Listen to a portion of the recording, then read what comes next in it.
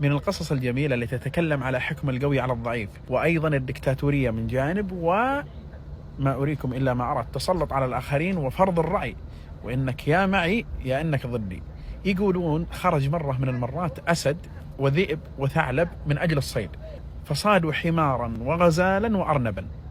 فقام الأسد قال للذئب: أيها الذئب، اقسم بيننا هذا الصيد. فقال الذئب: سهلة، أما الحمار فهو لك لأنه كبير، وأما الغزال فهو لي، وأما الأرنب فهو للثعلب.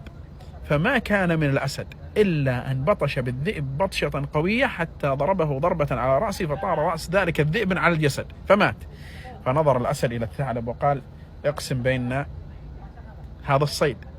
فقال الثعلب: سهلة، أما الحمار فهو عشاؤك، وأما الغزال فهو غداءك، وأما الأرنب فهو لك بين الوجبتين، نقنق يعني.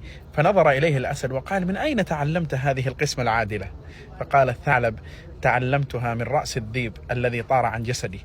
فالشاهد أن أحيانا هؤلاء الناس اللي فيهم هذه الصفات لا يرغبون إلا بما يريدون حتى لو كانت القسمة عادلة، فهم دكتاتوريين ومتسلطين، وبحكم أنهم أقوياء لابد أن يرضخ لهم هذا الضعيف على أي وجه وأي صورة.